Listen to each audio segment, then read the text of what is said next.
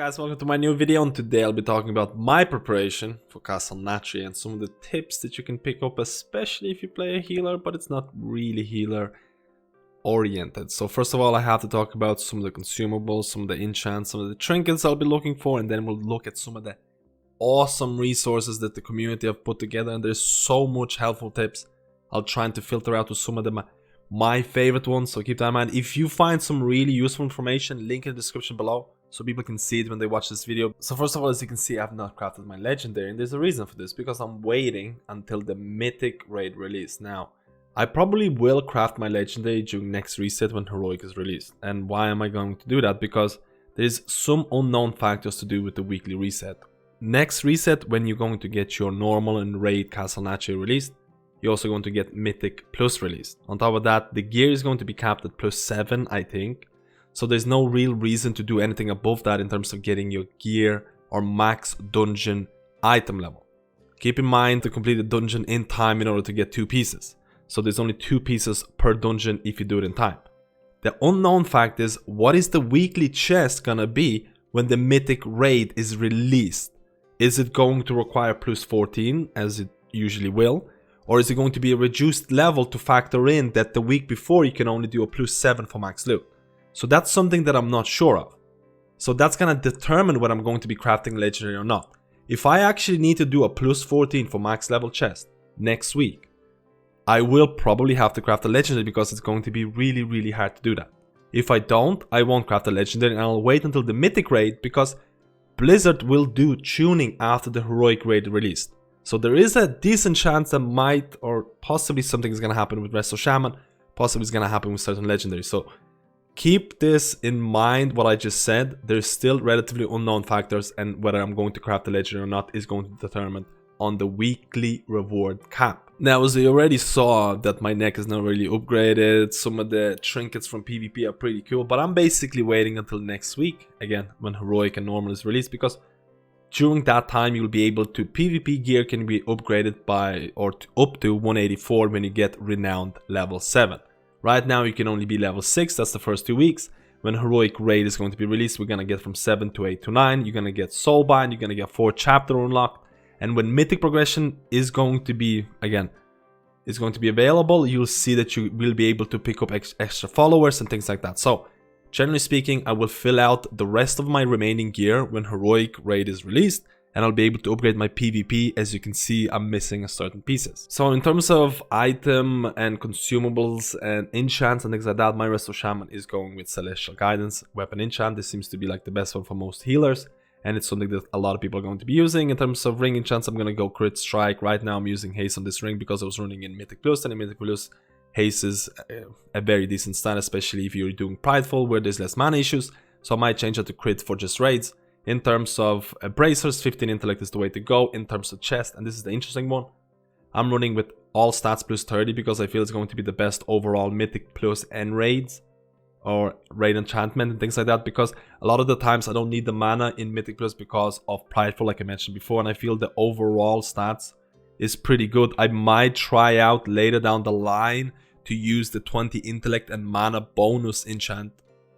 Maybe test it out, but generally speaking, I think a +30 right now on a chest is pretty good if you're doing all content, and that's what I'm going to be doing. You can also get a cloak, 20 stamina and 30 leech, and there is also an enchant on your feet that reduces like fall damage or something along those lines. It's not really required. In terms of consumables, you definitely want to pick up as quickly as possible things like Heavy Desolate Armor Kits that you can apply on a chest and increase the stamina by 32 for 2 hours. More stamina, less chance of dying, especially early on in raids when people are not sure what's going on. In terms of potions and things like that, this is where it gets interesting. In terms of oils, it's going to be 2 oils, Embalmer's Oils and Shadow Core Oil. In Mythic Plus, I would always pick Shadow Core Oil because it lets me do a bit more damage, but Embalmer's Oil is going to be probably something that a lot of people are going to be using in raid situations. It is not a huge benefit, but it's there. So it does have certain synergy. So let's think about this. You're going to have health potions. If you don't have health potions, you just get health potions. You need to have it. You're going to have mana potions. Again, the mana potions that I have here restore 6,000 mana. And there's also a potion of spiritual clarity where you need to stand or you need to sit for 10 seconds in order to use this. You're going to get 10,000 mana. If you're using alchemy stone, you're going to get additional benefit in the same way that you're going to get additional benefit through spiritual mana potion. Spiritual Alchemy Stone is 165 item level, but it's still very competitive, especially for its item level. And I'll show you some resources where you can find what trinket is going to be really interesting. I'm also using Dark Moon Deck Repose, which is also 200 item level and very, very competitive. You're probably going to keep this for quite a bit, unless you get lucky. So this trinket combo is somewhat decent. I'll probably replace my Alchemy Stone quite soon. But Alchemy Stone benefits additionally for Spiritual Clarity and for your mana potions, your generic mana potions. So what happens with a thing like Potion of Sacrificial Anima? Your next 4 mana consuming spells and abilities will consume 7% of your health instead.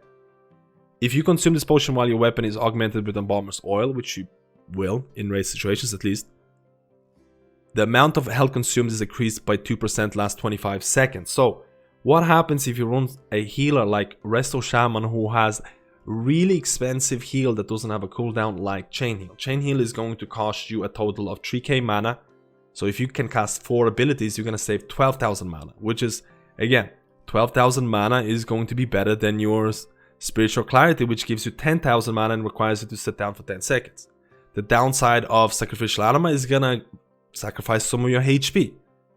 But you have to remember, if you're using Alchemy Stone, your Potion of Spiritual Clarity might actually be or will be the best gain in terms of mana if you can sit down for 10 seconds.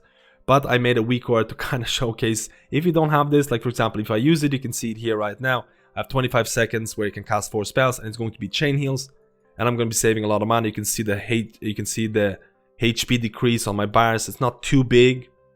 But if you're playing a Resto Shaman, if you're playing a healer that has these big mana cost associated spells that have no cooldown with them, and if you're not running something like Alchemy Stone, this potion, Sacrificial Anima, might actually be a really, really strong consideration, especially if you don't care about the health decrease. Another thing to really consider is professions. Again, I've already maxed out certain professions. I'm using Alchemy mainly to get the 2-hour flasks. I didn't have the Cauldron yet, but maybe someone in the raid.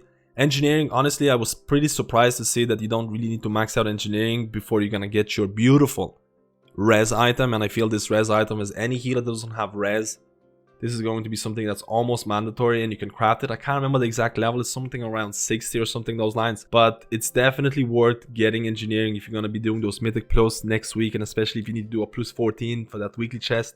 Not 100% certain, but if you do, and you don't have a battle res in your group, this is going to be very, very, very strong. Now let's go to some of the most useful resources out there. And if you don't know any of the boss mechanics and the dungeon mechanics, honestly, WeakAuras are going to be your best friends out there. And I honestly feel Castle Nathria, 10 out of 10 bosses, WeakAuras is one of the best. I've been using this for such a long time in terms of other tiers, and it's been so good. It can show you exactly what to do, even if you don't know the mechanics that well. And this part here, sound audio cues, is one of the most important things that I feel that raiders need to have. Audio cues have become so important for me that I even made a specific video about how to optimize this and also DBM, BEM add-on in order to get the most important notifications. And this will, I can guarantee you, will save your life at some point or another. So definitely follow either this guide or you can follow the video that I made, a link in the description.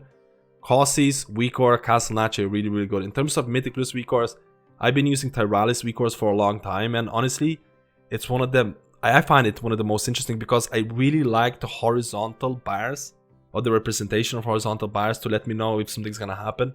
It does have audio cues associated with it as well, so definitely something that I'm going to be trying out when Mythic Plus is released, and dungeons are actually going to be significantly harder. Now let's move on to some of the raid preparation, and there has been a really nice post on competitive Reddit WoW, which talking about angry assignments and ERT notes for Castle Nathria. If you're using angry assignments or ERT, Exorcist raid tools, this is going to be really, really cool. And you can just copy these for every single boss, like let's say Sun King, and we'll copy exactly what's going on, Control C, and we'll go to our game. We can just type in /ERT. We can go to notes, we can go to add a new note, Control V. This is gonna paste it, we're gonna add the boss. Which one was this? This was the Sun King, and we're just gonna click move to the top, and we're just gonna send it. We're gonna make sure it's enabled, and the settings are here, and you can see a note here. Again, this is something that could be valuable if you're not 100% certain on the boss mechanics and you kind of want to see exactly what to do. So If you do use these add-ons, I feel it's quite useful. Now, another resource that I find extremely good in terms of learning visually what each boss does, and honestly, I'm a visual learner. I can read pages and pages of things, but if I actually see it, I'm gonna like, oh yeah, that's what you need to do. So right now you can see the only downside of this website, Mythic Trap, is that it doesn't have all the bosses at this given point. Maybe it will later down the line. But let's say, for example, if you're looking to learn the first boss, you can also see the Mythic is going to be added later on. You can filter it by roles. For example, I want to be a healer and I don't really want to know what the DPS specifically have to do. Now you can see what each boss is going to do in terms of, hey, I need to put the red stuff behind the pillar. Okay, that sounds really interesting. I can click on this link, I'll be brought to Wowhead, and I can copy the spell ID if I really need this spell ID in order to add it to my grid or something like that. You can go to like, oh hey, I need to avoid these frontals. Okay, I get it. They're quite fast, it's not too bad. You can see like, hey, what's happening in phase 2 when you actually need to LOS the boss. Okay, I need to hide behind the pillars, there's going to be bouncing things everywhere. I get it. Do you know what I mean? This is a really cool way of seeing what the boss does and how to avoid all the mechanics. And it has also the same thing for dungeons. I've talked about this before. Very useful, very nice design of a website. Honestly, one of my favorite things right now. Keeping in track with boss guides, I have to recommend also Questionably Epic. Questionably Epic has a lot of guides available here. You can see here, you can go to Shriekwing and you'll have this kind of PDF. You can even download it if you want. Check it on mobile or something. Again, nice representation, nice graphs, a lot of extra information if you really want to learn a bit more. And it also tells you what the healers need to do, what the tanks need to do. So generally speaking, I find these two resources to be very useful. Now, before we're gonna end the video, I do want to talk about my gear optimization. I want to talk about, again, Questionably Epic Live. I don't know how many healers in particular, this is more to healers. So DPS have their sim websites and healers don't sim their healers, but they were using Questionably Epic Live and it has been kind of revamped very recently. I'll probably do a video more when more features are going to come in, especially top gear.